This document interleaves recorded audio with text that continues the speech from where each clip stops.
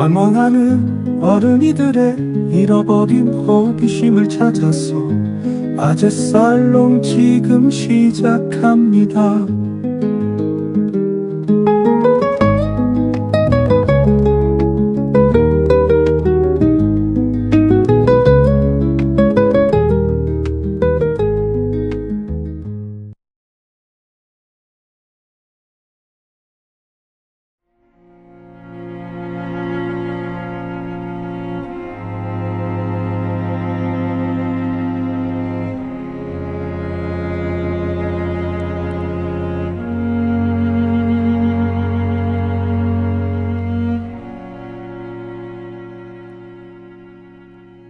방황하는 어른이들의 잃어버린 호기심을 찾아서 아재살롱 제29회 방송을 시작합니다. 저는 진행자 안산토박이 안토, 그 옆에 있는 남해라고 합니다. 예, 이런 말이 있습니다. 이 세상에서 변하지 않는 것은 바로 변하지 않는 것은 없다라는 것인데요. 간혹 이런 표현을 쓰죠. 무상함. 항상 그대로인 것은 없다는 뜻이기도 하지만 모든 것이 덧없게 느껴지는 헛헛한 마음을 뜻하기도 합니다. 인간이라는 존재가 점점 자라 점점 늙어가면서 또 많은 지식들을 알아가면서 이러한 무상함을 느끼게 되는 경우들이 많은 것 같습니다. 어찌 보면 저희 방송의 오프닝에서 늘 말하는 방황하는 어른이들이 많아지는 이유일 것 같기도 합니다.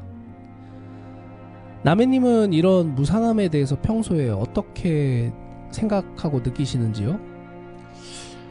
그쵸? 무상함? 헛헛한 마음? 아마 저희 방송을 예전부터 봐오신 분들은 아시는 분인데 람쥐 작가님 한번 했었잖아요. 예, 예전에 같이 했었죠. 공동 진행자였었을 때 제가 게스트로 출연을 한 적이 있었는데, 네. 그때 방송 주제가 어떤 얘기인지는 모르겠지만 아마 실존주의에 대해서 얘기를 한번 나눴었던 것 같아요. 철학 관련된 얘기로서. 철학 관련 얘기를 하면서 실존주의를 얘기를 하면서 그 실존주의가 나타나게 된 배경에 대해서 허무주의라는 게 있다고 한번 들은 것 같거든요. 네. 그 허무주의 또한 어떻게 보면은 헛헛한 마음이랑 비슷하다고 보면 되잖아요. 그렇죠. 예. 그래서 그때 그 얘기를 나누고 평소에 뭔가 우울감이랑 다른 허무함이라는 거에 대해서 제가 왜 그렇게 허무주의, 허무감, 헛헛함을 느끼냐라고 좀 스스로에 대해서 생각을 해봤을 때, 네. 살짝 인간은 언제나 죽잖아요. 그렇죠. 원래. 예. 그걸 또 뭐 다른 서브컬처나 그런 곳에서는 필멸자라고도 불리기는 하는데, 약간 필멸에서 오는 인간으로서의 무능함이라고 해야 될까요? 무력감? 무력감, 예, 네. 무력감, 무능감. 그리고 그 상태에서 오는 하나둘씩 끊겨가는 죽음에 의한 인간관계가 끊어지는 그런 느낌? 네. 그런 느낌이 저는 조금 허무한 마음이 들더라고요. 남해님은 아직 젊으신데 그런 것들을 느낄 만큼 어떤 인간관계에서의 변화라든가 본인의 마음속의 변화 이런 것들이 있나요? 저는 이건 좀 TMI이긴 한데 어렸을 때부터 죽음에 대해서 생각을 해왔습니다. 초등학교 때부터. 이상하게 저희가 어렸을 때, 아마 저는 시골에서 자라서 그런 건지는 모르겠지만, 네. 추석이나 설날 때쯤 되면 사촌들이 오잖아요. 네. 사촌들이 다 저랑 비슷한 또래란 말이죠. 그렇겠죠. 그 사촌들이 오고 한 3일, 4일, 5일 이렇게 재밌게 노는데, 또 쉬는 날, 추석이나 설날 휴일이 끝나면 다시 그 사람들은 되돌아가야 되는데, 네. 되돌아가는 게 싫었던 것 같아요. 그 당시에는. 그냥. 왜냐면 재밌게 놀다가 내 눈에 안 보이니까. 네.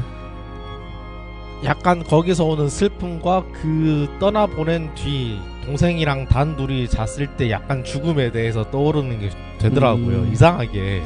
남해님은 약간 타고난 어떤 이별에 대한 감수성이 조금 민감한 편일 수도 있겠네요. 그럴 수도 있을 것 같아요. 뭐 지금은 그럼 가면 가능갑다 할 것 같은데 그 당시에는 왜 그렇게 우울하고 막 죽음에 대해서 생각을 하고 허무해지고 막 그렇게 생각을 했는지는 모르겠어요. 이렇게, 그래서 그런가 그 경험 이후로는 뭐 평소에는 뭐 죽음에 대해서라던가 그런 걸 별로 잘 생각을 안 하긴 합니다. 그렇군요. 남해님이 말씀하신 것과 같이 우리들은 항상 이런 다양한 감정 속에 있잖아요. 하지만 이러한 세상의 무상함 속을 우리가 그런 감정들을 안고 살아가야 되지 않겠습니까? 뭐 사랑, 기쁨, 기대, 혹은 슬픔이나 외로움, 그리움. 하지만 그 감정들은 언젠가 물처럼 손가락 사이로 흘러가고 맙니다. 영원하지 않음에 대해서 먼저 얘기해 볼까 하는데요. 먼저 사랑에 대해서 얘기해 보자면, 사람들은 사랑을 할 때 그 감정이 영원한 것이라고 믿습니다. 우리가 함께 나눴던 말들, 걸었던 길, 나눴던 눈빛, 또 모두 시간 안에 새겨져 남을 거라고 믿는 편인데요. 하지만 어느 순간 그 사랑은 멀어지고 흔적은 희미해지기 시작합니다. 함께 듣던 노래는 더 이상 특별하지 않고 서로를 부르던 이름은 낯설어지기도 합니다. 이별은 그렇게 오는 것 같습니다. 조용히 혹은 아주 거칠게. 남해님은 사랑과 이별에 대해서 어떻게 생각을 하십니까? 저는 사랑에 대해서는 그 안토님이랑 좀 반대되는 의견을 가지고 있는데, 네. 전 사랑은 영원하다고 믿어요. 그 약간 과거에 그 당시 진심을 다했고 정말 열렬히 사랑했었던 그런 과거, 기억, 경험, 이런 것들은 영원히 이어진다고 보거든요. 그 사람, 그 당사자들이 죽기 전까지는. 그 영원히 이어진다라는 게 그 각자의 마음속에 남기 때문인 거예요? 아니면은 그런 거와 상관없이 그냥 남는다는 건가요? 각자의 마음속에 뭐 각 객체가 가진 마음속이죠. 기억인 거죠. 추억인 거고. 그러면 그 사람들이 사라지면 그것도 없어지는 거네요? 없어지긴 하지만 그러한 역사가 있었다는 사실 자체는 변하진 않는 거니까. 기억해주지 않은 어떤 사실은 역사가 될 수 있을까요? 역사가 될 수가 있죠. 기록되어야지만 역사가 되는 건 아니잖아요.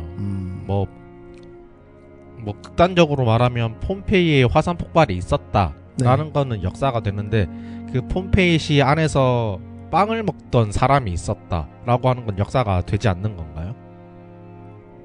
그거는 우리가 그런 어떤 증거들을 발견하면 그런 사람들이 있었다라고 생각할 수는 있겠죠. 하지만 증거조차 없고 기억해주는 사람조차 없다면 역사 속에서 우리가 인식하는 것 자체가 불가하지 않을까요? 굳이 다른 사람들이 인식을 해야 역사가 되는 건 아니라고 생각을 하거든요. 그렇다면 저는 이렇게 말하고 싶어요. 역사라는 뜻 자체가 벌써 기록을 내재하는 거기 때문에 네네. 그런 것들은 역사라기보다는 그냥 시간 속의 어떤 일들, 좀 이렇게 얘기해 볼 수 있지 않나? 그저 흘러가는 세월에 벌써 여기서부터 세월의 무상함이 느껴지지 않나요? 하여튼 사랑에 대해서 좀 계속 얘기해 봐 주시면. 하여튼 그렇게 과거에 했던 뭐 세월 기억들은 영원을 하는데, 하지만 그 기억들이 있다고 해서 사람이 변하는 거는 못 막더라고요. 네. 그래서 그 기억들이 그 미래의 사랑을까지 100% 보장해주지는 못한다라고 생각을 합니다. 네. 또 한편으로 언젠가 우리 인간들은 소중한 사람들과의 그 죽음을 마주하게 되는데요. 사랑했던 사람이 더 이상 존재하지 않고 그의 목소리는 기억 속에만 남아있게 될 겁니다. 그때 우리는 알게 되는 게 아닐까요? 모든 만남은 결국 이별을 전제로 한다는 것. 우리는 아주 잠시 서로의 인생에 머물다 간다는 것을요. 불교에서는 이 세상 모든 것이 끊임없이 변한다고 말하고 있는데 이걸 무상이라고도 부르죠. 생겨나고 머물다가 변하고 사라지는 것. 사랑도 생명도 시간도 감정도 모두 예외 없이 이 순환 속에 들어있지 않나 생각이 듭니다. 자, 그럼 저희 노래 한 곡 듣고 이 무상함에 대한 다른 면들에 대해서 얘기 나눠볼까 하는데요. 먼저 첫 곡은 제가 선곡한 건데, 이소라의 바람이 분다. 아마 많이들 알고 계신 노래이지 않나 싶습니다. 그러면 바람이 분다 한번 듣고 오겠습니다.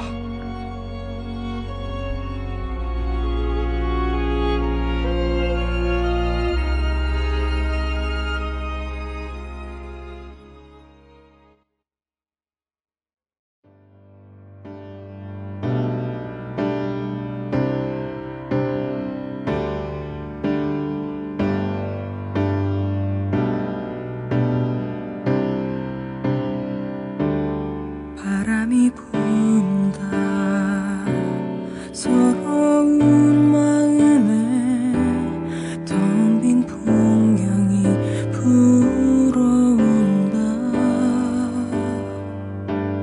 머리를 자르고 돌아오는 길에 내내 글썽이던 눈물을 쏟는다. 하늘이 젖는다. 어두운 거리에 장밋방울이 떨어진다. 우리를 지우며 따라오는 비는 내게서 먼 것 같아. 이미 그친 것 같아. 세상은 어제와 같고 시간은 흐르고 있고 나만 혼자 이렇게 달라져 있다. 바람에 흩어져 버린 허무한 내 소원들은 애타게 사라져 간다. 바람이 분다. 시린 향기 속에 지난 시간을 되돌린다. 여름 끝에서 너의 뒷모습이 차가웠던 것 같아. 닿을 것 같아. 내게는 소중했던 잠 못 이루던 날들이 너에겐 지금과 다르지 않았다. 사랑은 빛을 비워라. 그대는 내가 아니다. 추억은 다르게 적힌다. 나의 이별은 잘 가라는 인사도 없이 치러진다.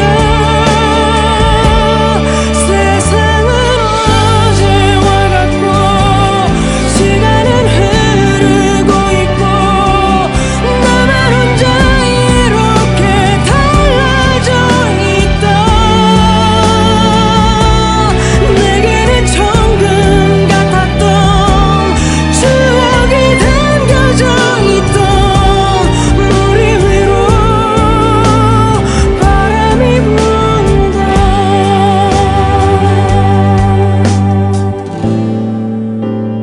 눈물이 흐른다.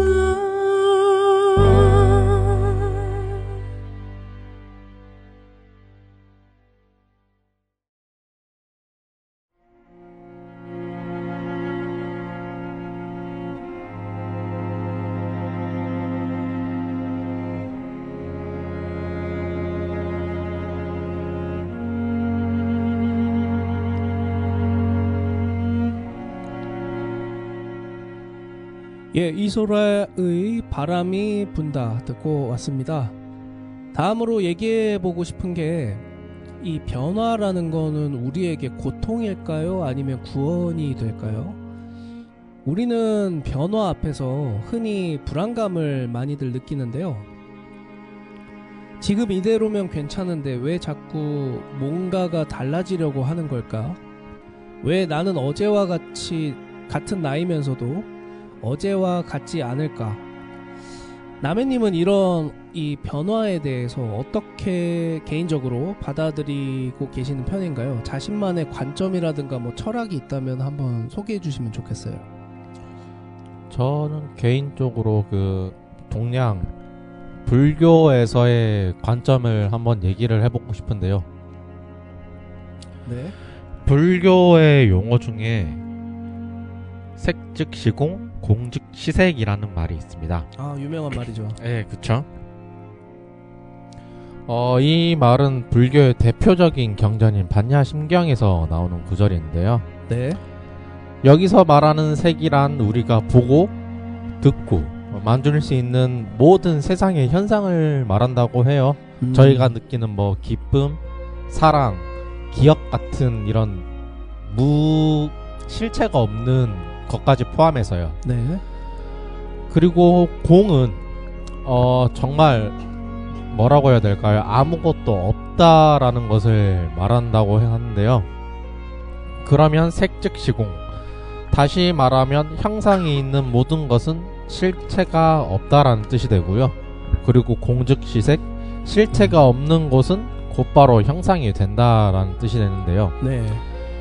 이 말 조금 이야기가 어려워가지고 좀 더 찾아봤어요. 네.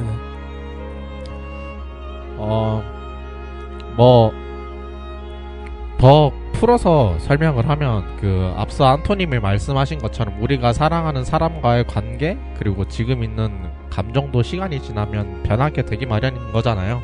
그렇죠. 그 순간에만 중요한 건 거지, 돌이켜보면은 흐려지고 사라지기도 하는 그런 감정들을 곧 색즉시공이라고 한다는데요. 그렇다고 해서 이 모든 공허하니까 아무 의미도 없다라는 뜻은 아니라고 해요. 아, 그래요? 예. 네. 공즉시생이라는 말이 곧 비어있음 속에서 새로운 것들이 생겨난다라는 뜻인데요. 네. 이렇게 공이 무를 뜻하는 게 아니라 네. 무한의 가능성을 내포하고 있다고를 합니다. 어떤 것이 되든 어떠한 것으로 변하든. 그래서 결론은 그 무엇이든지 변하는 것이 당연한 것이니 그 가능성을 열어두고 그 변하는 거에 대해서 집착을 하지 말라는 교훈의 내용을 말하고 있다고 해요.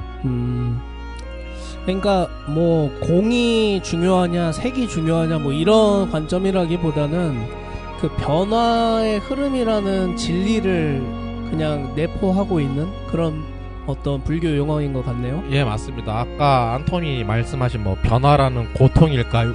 구원일까요? 네. 하잖아요. 네.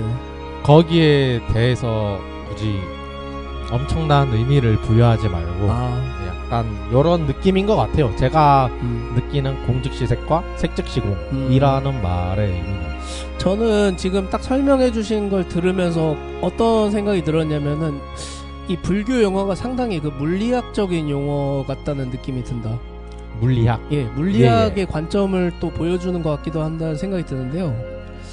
없는 곳에서 이렇게 색으로 이어진다라는 것은 마치 우리가 막 빅뱅 이론 같이 갑자기 뭔가 이렇게 확 그 시작되면서 이 세계가 만들어지는 어떤 그런 거를 연상하게끔도 하고, 네네. 또 한편으로는 꼭 빅뱅이라고 할 것까지는 아니지만 예를 들어서 예전에 과학이 발달하지 않았던 시절에는 그냥 우리 주변에 이렇게 공기라든가 이런 게 있으면은 그게 막 특별히 어떤 실체가 있다고 생각하기보다는 뭐 나무라든가 돌 이런 것들이 실체가 있다고 생각을 하는 편이었잖아요. 네, 그렇죠.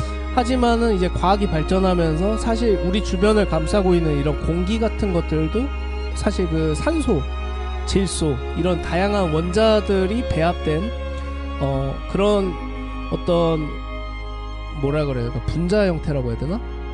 여튼 그런 어떤 세계가 있다, 물리학적인 미시 세계가 있다는 걸 알게 됐잖아요. 정확하게는 원소. 아, 원소. 원자가 원소잖아요. 원자. 원소를 쪼갠 게 원자. 아, 그래요? 이거는 제가 문과라서 좀 미스가 났습니다. 여튼 그런 것처럼, 근데 이 원소라는 것도 원자라는 것도 계속 예. 이제 합쳐질 수가 있는 거잖아요. 예, 그쵸. 강한 힘에 의해서. 뭐 열이나 강한 압력이라던가 전기나 이런 것들에 의해서 그렇죠. 합쳐지고 네. 뭐 나눠지고 그런 식으로 돌아가죠. 그리고 수많은 원자들이 혹은 분자들이 모이면 실질적으로 우리가 우리 인간의 시각에서 보여지는 물질이라는 게 만들어지잖아요. 그쵸. 그 쉽게 말해서 뭐 수소랑 산소랑 만나서 물이 된다라는 네. 것처럼 말이죠. 그래서 그런 것들을 어쩌면은 짐작하고 이렇게 불교에서는 다룬 거 아닌가라는 생각도 드네요. 그래서 저희가 좋아하는 거일 수도 있고요. 저희가 군대에서 네. 불교에서 만났잖아요. 아, 그렇죠. 남해님과 저는 이제 군대 그 종교 활동에서 불교를 항상 택해서 만났던 기억이 있습니다. 이번 주제도 솔직히 말해서 저는 불교 그 생각이 먼저 났거든요. 그 과거의 기억들이. 네. 왜냐면 그때 군종 스님이 그 스님 교육을 배울 때 스승님이라고 해야 되나요? 주지 네. 스님이라고 해야 되나요? 그분한테 이 세상에서 변하지 않는 것은 무엇인가를 한번 정군장교, 찾아봐라. 예, 정군장교님. 네. 이 세상에서 변하지 않는 것은 무엇인가를 한번 찾아봐라라고 화두를 던졌다고 하죠. 불교에서는. 네, 네. 네. 그 얘기가 먼저 기억이 나더라고요. 이 주제를 얘기를 하면서.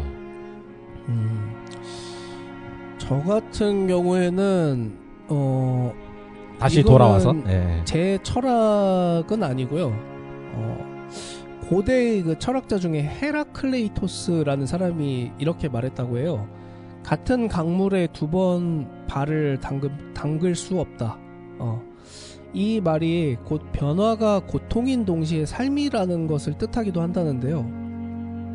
많은 사람들은 큰 고통을 겪을 때 이전의 나로 돌아가고 싶다고 말하는 경우가 많습니다. 그런데 이제 그 고통이 너무 낯설어서 예전의 익숙함을 그리워하게 되는 것일 텐데요. 하지만 그 순간 이렇게도 생각해 볼 수 있을 것 같아요. 혹시 지금의 고통은 나를 다시 태어나게 하는 과정은 아닐까라고요? 또 프랑스 철학자 중에 시몽 베유라는 사람이 있는데 이 사람은 고통은 인간의 깊이를 여는 열쇠다라고도 했습니다. 어쩌면 이 고통이라는 게 인간을 자신 안에 새로운 가능성을 보게 만드는 그런 요소가 될지도 모르겠습니다. 어떻게 생각하세요? 이 관점에 대해서는? 일부분 동의하는 바 있습니다. 네. 저 같은 경우에도 뭐 이건 실생활에서 쓰이는 말인데 그 결혼하기 전에 상대 배우자의 본성을 알고 싶으면은 네. 뭐 많이 잘해줘라 이런 것도 있지만 많이 잘해주지 말라 혹은 고통을 줘라 이런 말도 있잖아요. 뭐 등산을 함께 간다던가 예. 하면 그러면서 나오는 그런 힘든 상태에서의 인간의 본성 그리고 그 사람이 가지고 있는 가능성을 한번 같이 본다는 그런 의미의 말이라고 느껴지거든요. 고통 속에서 그 인간의 진정한 어떤 자아라든가 내면이 나올 수 있을 가능성이 높기 때문에. 네네, 맞습니다. 또 동양에서 이런 주제로 한번 얘기를 해볼 만한 게 네. 이 또한 지나간다. 혹시 이 말 아시나요? 예, 많이들 들어봤는데 혹시 누가 말한 건지는 아세요? 저는 그 옛날 주왕이라고 알고 있거든요. 강태공이랑 같이. 아, 그 주왕이라고 하면은 거의 그 기원 전 예, 그 예, 고대 중국의 약간 전설적인 약간 왕이죠. 예, 주왕이라고 그쵸. 하면 옛날 강태공이랑 같이 해가지고 천하에 대해서 한번 얘기를 했던 네. 전 그 두 분의 역사를 보면서 그 말이 나왔다고 저는 그렇게 들었어요. 이 또한 지나가리라는 게 뭐 어떤 시련을 겪으면서 자신을 다독이기 위한 어떤 말이었을까요? 아니요, 제가 자세하게 듣기로는 그 주왕이 반지를 하나 가지고 다녔는데 그 네. 반지 안쪽에 이 또한 지나간다라는 글귀를 새겨서 끼고 다녔다고 해요. 네. 그리고 그것에 대한 정확한 의미는 네가 겪은 슬픈 일이든 기쁜 일이든 네. 뭐 어떠한 일이든 이 또한 지나가니까 네. 뭐 미래에 대해서 대비를 한다던가 미래를 준비를 해라 막 이런 식으로 뜻풀이를 했었거든요. 그거는 약간 유비무환 같은 예, 맞습니다. 의미도 담겨 있는 것 같아요. 유비무환의 아까 말한 무상함에 대해서도 또 한번 얘기를 하는 그런 말이라고 전 알고 있어요. 아닌가요, 혹시? 팩트 체크 된 건가요?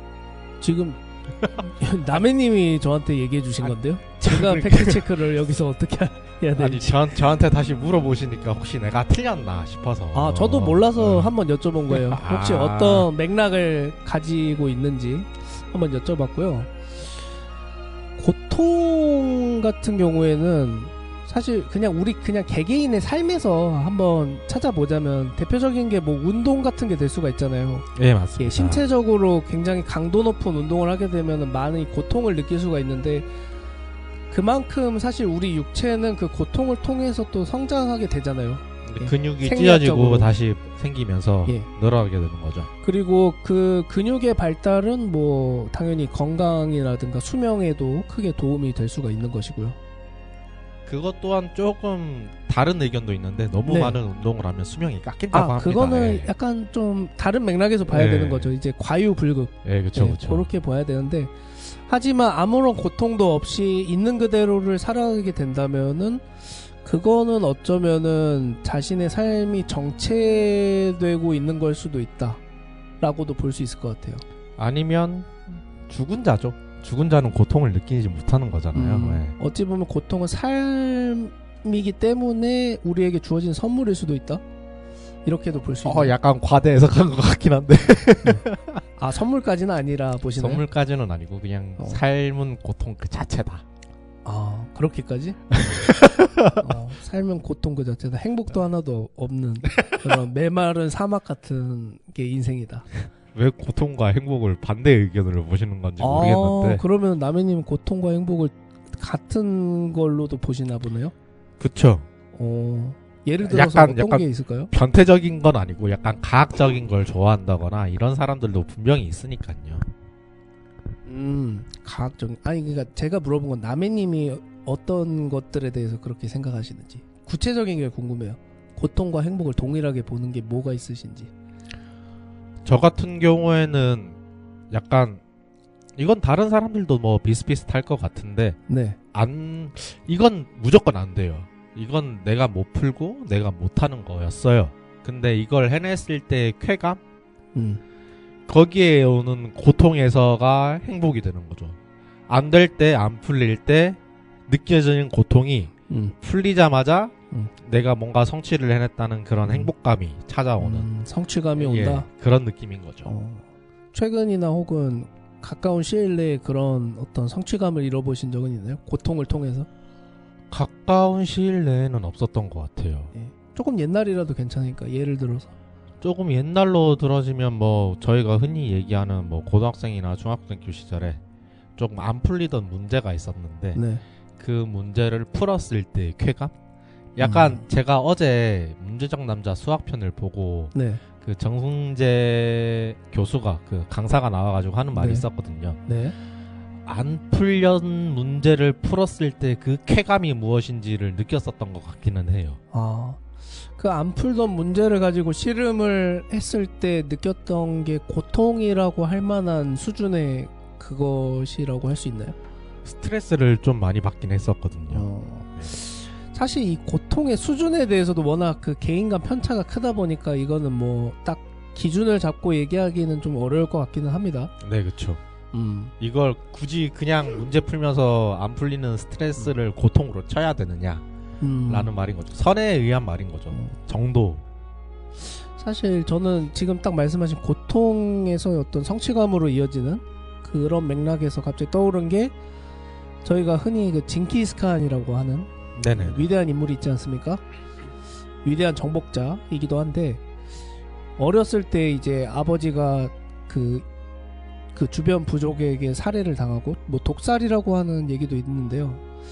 그래서 그 남은 가족들을 데리고 막 사방팔방 그 몽골 그 드넓은 지역을 싸돌아다니면서 돌아다니면서 싸도 위인을 여튼 그렇게 돌아다니면서 이제 온갖 우여곡절을 겪고 또 자신의 부인이었던 그 아마 부인 이름이 아마 보르테인가 아마 그럴 거예요. 보르테. 네네네네. 보르테가 또 타 그 부족의 그 인질로 납치가 되어서 그 부인이 또 이제 다른 남자의 씨를 갖게 되고 그 자식을 또 키우면서 그 다른 부족들을 통합해 나가면서 결국엔 위대한 제국까지 만들었던, 저는 요런 정도의 고통은 좀 고통으로 인정해줘야 되지 않냐. 그 정도 수준이 아니면 뭐 일반 평범한 사람들은 고통까지는 아니고. 그러니까 저는 아까 들으면서 생각한 게 스트레스를 고통으로 봐야 되나라는 거는 조금 약간 중간적인 입장이긴 해요. 그러니까 스트레스가 없으면 그것도 상당히 고통스럽거든요. 무슨 말인지 아세요? 스트레스가 없으면은 어떤 말인지는 알 것 같아요. 약간 왜 스트레스가 없지 하는 불안감이라고 그렇죠. 해야 되나요? 네. 불안감도 올 수도 있고 무력감, 내가 그냥 아무것도 안 하기 때문에 스트레스가 없는 걸까 하는 그런 것도 있을 수 있고요. 그리고 약간의 스트레스는 신체적으로 도움이 된다고도 하는 의학적인 의견들도 있고요. 교육적으로도 약간의 스트레스를 주면서 이 사람을 레벨업 시킨다는 그런 의견도 있어요. 그러니까요. 그래서 이 좀 정리를 하자면 이 변화라는 게 인간에게 상당히 높은 확률로 고통을 야기할 수도 있는 것 같습니다. 하지만 그 고통을 통과한 뒤에 오는 것은 더 깊고 넓어진 스스로일지도 모른다는 생각이 듭니다. 그렇게 저는 이렇게 생각을 해보려고 해요. 이 변화라는 게 동시에 고통이자 구원이다 라고 한번 의견을 드리고자 합니다.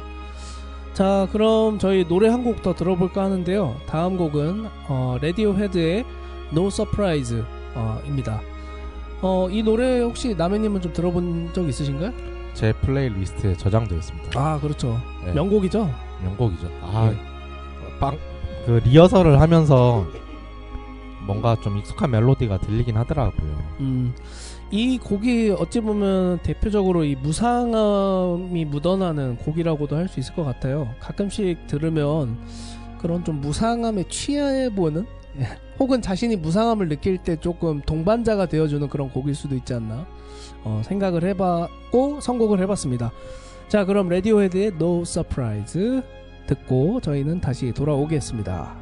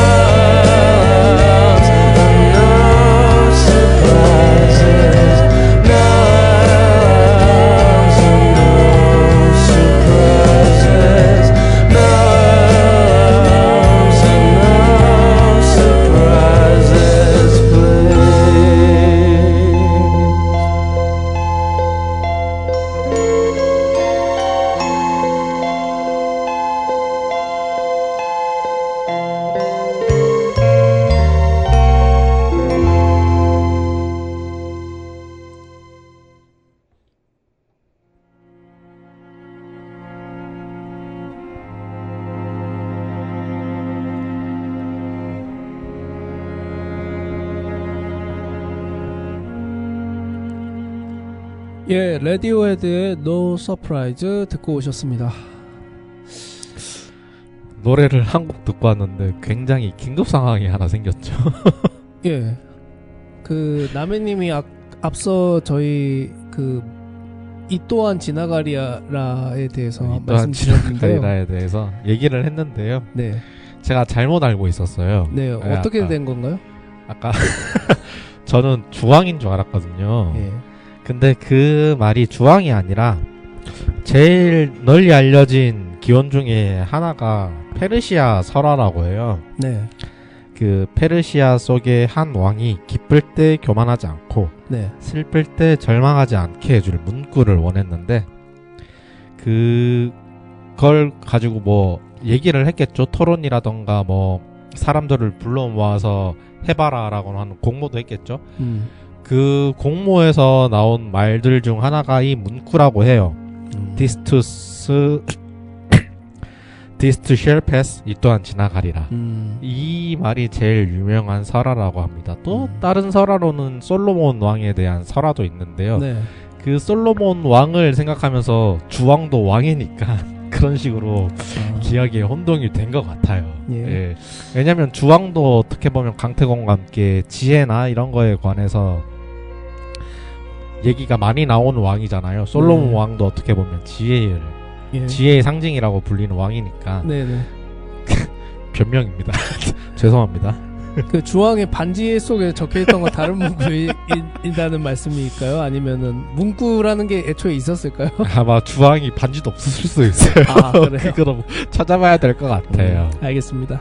뭐 가끔씩 뭐 이 정도 뭐 실수는 할 수 있는 거니까요. 저희 이번 이제 마지막 좀 주제로 다뤄볼까 하는 거는요. 이 무상함에 대한 주제니까 이것과 연관된 작품이라든가 여러 컨텐츠가 있다면은 각자 좀 소개해 주시면 어떨까 싶은데 먼저 남해님이 한번 말씀해 주시죠.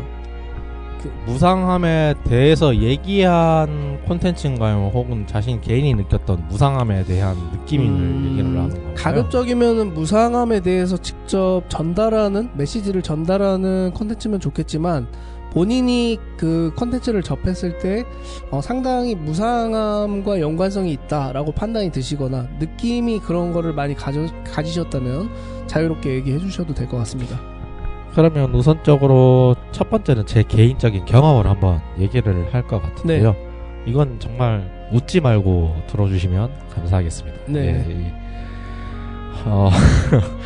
일단 전 제일 크게 느꼈던 건 저희가 얼마 전에 얘기를 했었던 그 일본 만화 원피스에 네네. 대한 건데요. 예. 그 원피스에 나오는 에피소드 중에 그 주인공 일행이 제일 처음 받은 배의 고잉 메리오라고 하죠. 네. 그 배 이름이 고잉 메리오인데 그 고잉 메리오도 어떻게든 나무로 만들어진 네네. 물건이 되니까 네. 뭐 파도나 뭐 다른 돌에 부딪히거나 하면서 부서질 거잖아요. 네네.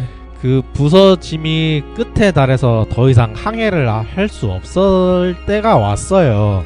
그렇죠. 그래서 그 배를 주인공 일행이 보내줘야 되는데 그 보내주는 장면에서의 느꼈던 무상함이 제가 느꼈던 무상함 중에 제일 큰 것 같습니다. 그 에피소드를 보면서 뭐 다른 여타 영화나 드라마를 보면서 울었던 것보다 그 만화 한 장면에서 울었었던 게 더 제일 크게 울었었던 것 같아요. 그게 뭐 저도 아주 슬픈 장면으로 저도 상당히 그 눈물이 글썽거렸던 장면 중에 하나인데 네네. 남해님이 생각하셨을 때 다른 여타 그 컨텐츠들보다 해당 장면이 가장 크게 슬픈 또 눈물을 많이 흘리게끔 만들었던 이유가 있을까요?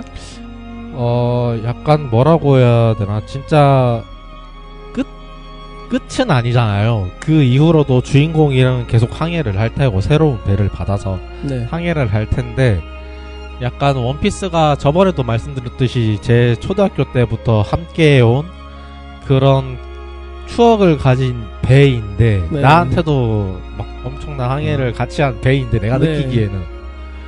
그런데 그 배가 침몰하면서 그 전에 있었던 겪어왔던 주인공 일행들의 에피소드를 하나씩 하면서 막 주인공 일행도 눈물을 흘리는 거 보니까 약간 좀 감정이입이 많이 됐던 것 같아요.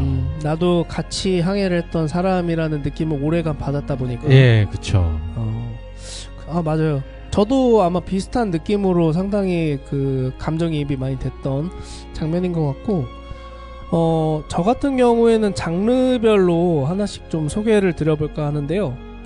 먼저 영화로는 그 비포 선라이즈, 비포 선셋, 비포 미드나잇 3부작인 비포 시리즈 영화를 추천드립니다. 혹시 이 영화 보신 적 있으세요? 다 봤습니다. 아, 그래요? 다 그러면은 좀 이해하기가 쉬울 것 같은데, 이 유명한 배우죠. 에단 호크가 출연하고 또 여주인공으로 줄리 델피 주연의 시리즈 영화라고 할 수 있습니다. 그 제목에서 짐작이 되듯이 어떤 남녀가 우연히 만나서 대화를 하고 또 사랑을 하고 이별하고 또 다시 만나는 그런 흐름으로 이어지는데요. 이 영화는 실제 배우들이 나이가 조금씩 들어가면서 찍었던 영화이기도 합니다. 그래서 인간의 어떤 성장과 변화를 통해서 무상하게 흐르는 시간 속에 시간을 또 느낄 수도 있고 또 그 속에서 어떤 사랑의 유한성을 또 반면 느끼게 해주는 영화라서 추천을 해보고요. 또 문학이나 소설 쪽으로는 일본의 그 무라카미 하루키 작가 아세요? 예, 그 상실의 시대 작가였나요? 상실의 시대, 예. 예. 그렇죠. 대표적인 작품 중에 하나죠. 또 뭐 IQ84 네네네네. 이런 것도 유명하죠. 근데 저는 여러 작품들 중에서 노르웨이의 숲이라는 작품을 추천드리고 싶습니다. 저는 사실 무라카미 하루키 작품을 이 노르웨이 숲을 처음으로 읽었거든요. 사실 다른 작품은 아직 안 읽어봤습니다. 제가 소설을 잘 안 읽는 편이라 좀 이해를 해주시고, 그런데 소설 잘 안 읽는 제가 봐도 이 작품은 상당히 인상 깊게 본 작품 중에 하나예요.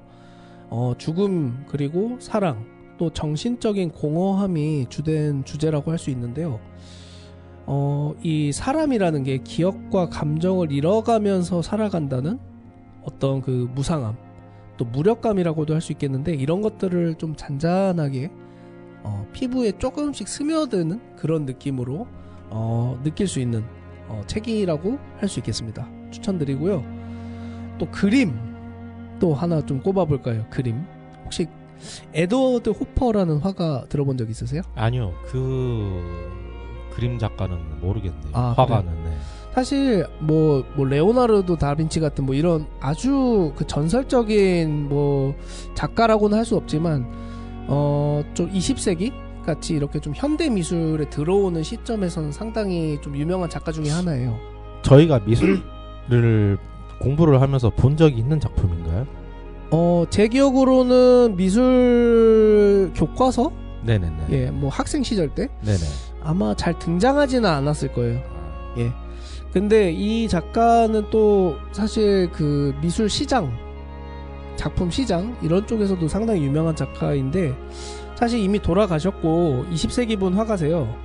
제가 우연히 이분 그림을 접했는데 뭐랄까 전반적으로 멈춘 듯한 시간, 그리고 침묵, 고독감 이런 것들이 느껴지는 작품들을 주로 이제 그리세요. 그래서 작품들이 많은데 사실 제가 뭐 당장 대표적인 작품의 이름이 생각은 나지 않는데, 한번 에드워드 호퍼라고 검색을 해보셔서 작품들을 쭉 둘러보시면은 네네. 제가 말씀하신 게 뭔지 아실 거예요. 예, 그 어떤 고독감 그런 것들이 사실 고독한 장면까지는 아니거든요. 네네. 근데 그 어떤 그 구도라든가 그 인물의 구도, 네네. 공간의 배치, 또 어떤 명암 그리고 밝기 그리고 어떤 그 색감 그런 것들이 되게 고독감이 느껴지게끔 만들어주는 그런 작품들이 많아요. 그 작품들을 안 봤는데 일단 명암 자체는 어두운 쪽이고 색감도 약간 아니요, 좀 꼭 어둡지 않아요. 어둡진 않아요. 어둡지 않은데도 고독감을 느껴주게 만든, 오히려 밝은 색상을 많이 써요. 상당히. 네. 그래서 에드워드 호퍼 한번 찾아보시면 좋겠고, 마지막으로 유튜브 콘텐츠를 하나 뽑고 싶은데 쿠르츠 게작트 아실까요 혹시? South Korea is over. 예, 최근에 그 사우스 코리아 is over이라는 그 영상으로 상당히 한국에서 많이 좀 다뤄졌죠. 예. 저희도 한번 다룬 적이 있고요. 그렇죠. 뭐 국내 채널에서는 뭐 또 한국 채널이 따로 있기도 하고요. 이 쿠르츠 게작트는. 네네. 이게 그냥 일단 좀 소개를 드리자면은 이 쿠르츠 게작트가 독일어거든요. 그러니까 네네. 쉽게 말하자면 뭐 이런 뜻이거든요. 예, 간단히 말해서 쉽게 말하자면. 그러니까 네네. 어떤 다양한 주제를 조금 일반 시청자들이 이해하기 쉽게 좀 정리를 해서 그거를 애니메이션처럼 만드는 그런 네네네. 채널이라고 할 수 있겠습니다. 전 세계 2천만 명이 넘는 구독자가 있는 채널로도 유명한데요. 저는 이 쿠르츠 게작트의 채널에서 가장 인상 깊게 본 영상 중에 하나가 낙관적 허무주의라는 영상이 있습니다. 네네, 알고 혹시 있습니다. 보신 적 있으세요? 네, 봤습니다. 아, 그렇군요. 저희가 들어있는 다통방에도 한번 올린 적이 있잖아요. 제가 네. 한 여러 번 올렸을 거예요. 한번 올렸을 거예요. 네. 그것도 올리고 네. 또 제가 또 사우스 코리아 이즈 오버도 올리고. 이 제가 말씀드린 낙관적 허무주의라는 영상은 이 우주가 굉장히 거대하잖아요. 근데 이 거대한 흐름 속에서 인간은 굉장히 미약하고 또 짧은 한순간의 그 찰나의 시간에만 머무는 그런 존재이지 않겠습니까? 저 지구의 나이만 해도 몇억 년이 되는데 인간은 고작 해봐야 150년. 그렇죠. 이렇게니까. 그러니까 과학의 발전에 따라서 우리들이 이런 사실들을 계속 알게 되다 보니까 허무함을 느낄 수밖에 없잖아요. 네, 그쵸. 인간 존재의 그 일시성 그런 것들에 대해서 말이죠. 하지만 그런 허무함을 조금 다른 관점으로 보면 어떻겠냐라는 게 이 낙관적 허무주의인데요. 이 거대한 세상 우주 속에서 우리의 그 찰나의 순간 인간의 어떤 미미함이긴 하지만 사실 우리 삶의 관점에서 보면 그래도 나름 뭐 100년 정도의 그 삶이 그래도 여러 다양한 사건 사고 혹은 행복감 뭐 아까 말씀드렸던 고통 이런 것들로 점철이 되어 있지 않겠습니까? 그래서 그런 것에서 나름의 의미를 좀 부여할 수 있겠다라는 것이 있겠고 또 그 가운데서 삶의 어떤 희망 말 그대로 낙관 그런 것들을 찾아가면서 인생을 살아가면 어떻겠냐라는 어떤 낙관적 허무주의라는 영상이라고 할 수 있겠습니다. 그리고 이것들이 아무래도 제 진짜 그 인생의 가치관과 상당히 비슷한 점이 있어서 한번 추천을 드려봤습니다. 뭐 허무주의를 가지고 있대 낙관적으로 생각을 해라라는 그런 의미인 거죠? 허무주의를 꼭 가지라는 거는 아니에요. 하지만 이 거대한 우주 우리가 알고 있는 이 물리적 세계 속에서 또 불변하는 변하지 않는 것은 없다라는 네네네. 그리고 또 인간은 우주의 중심이 아니잖아요. 네, 그렇죠. 예.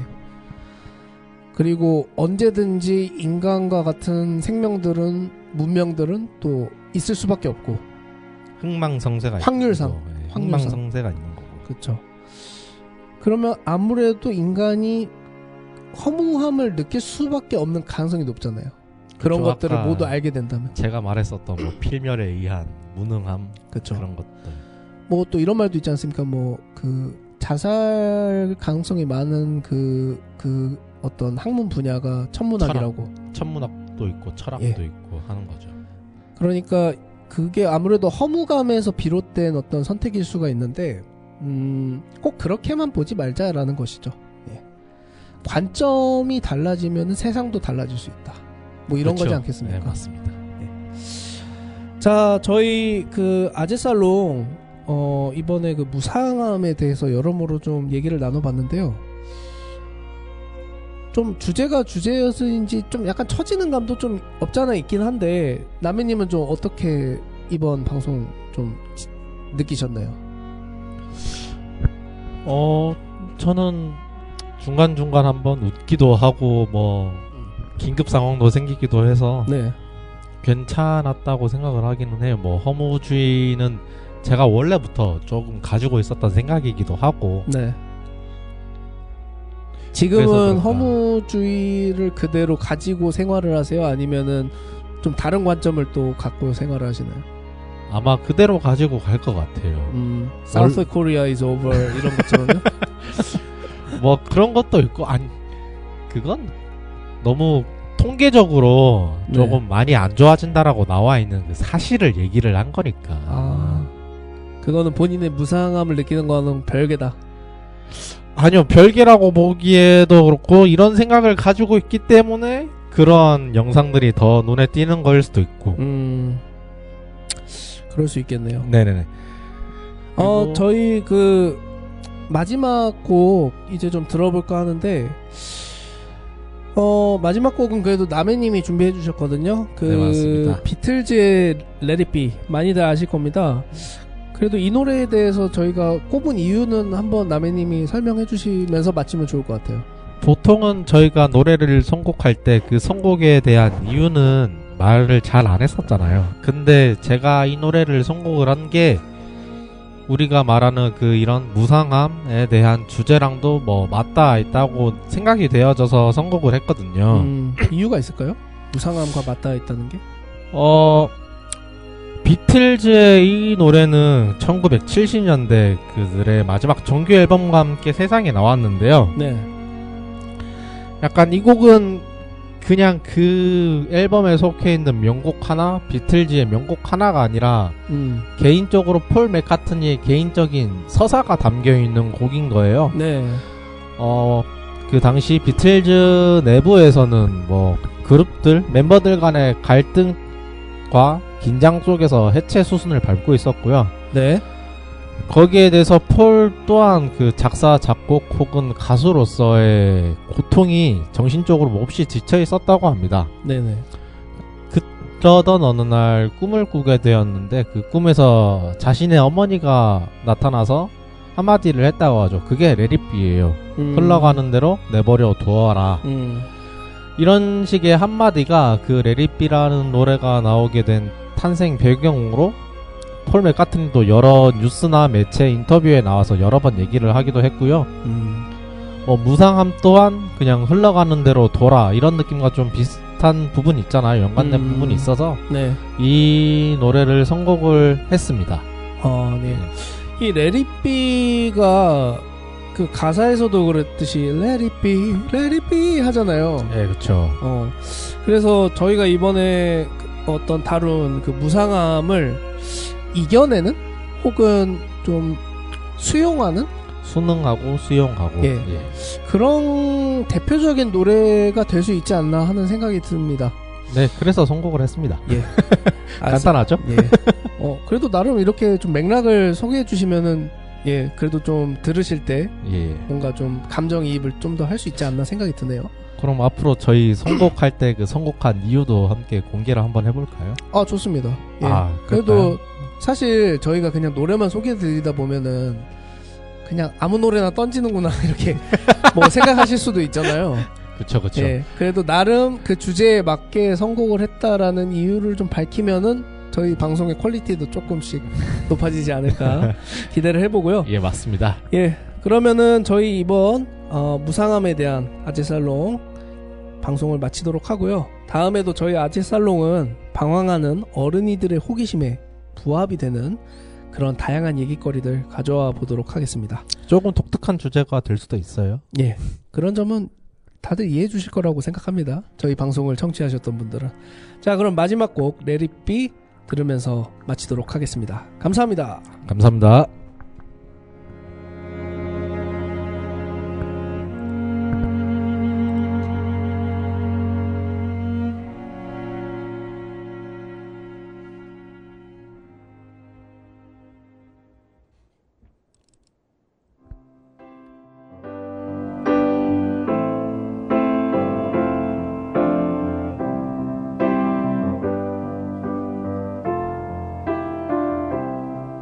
When I find myself in times of trouble, Mother Mary comes to me, speaking words of wisdom, let it be. And in my hour of darkness, she is standing right in front of me, speaking words of wisdom, let it be. Let it be, let it be, let it be, let it be. Whisper words of wisdom, let it be. the broken-hearted people living in the world agree. There will be an answer, let it be. For though they may be parted, there is still a chance that they will see. There will be an answer, let it be. Let it be, let it be, let it be, let it be.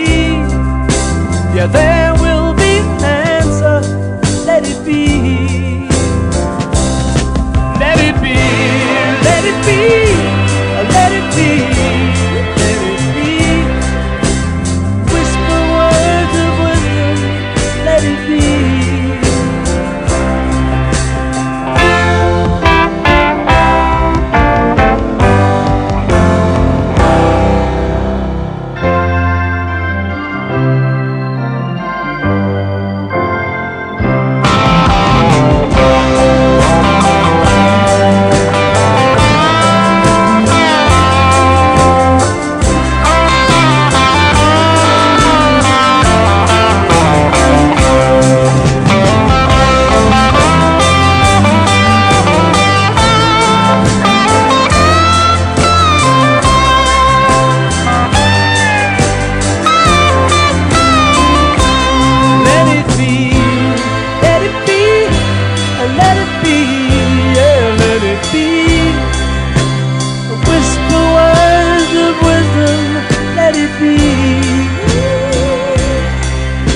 And when the night is cloudy, there is still a light that shines on me.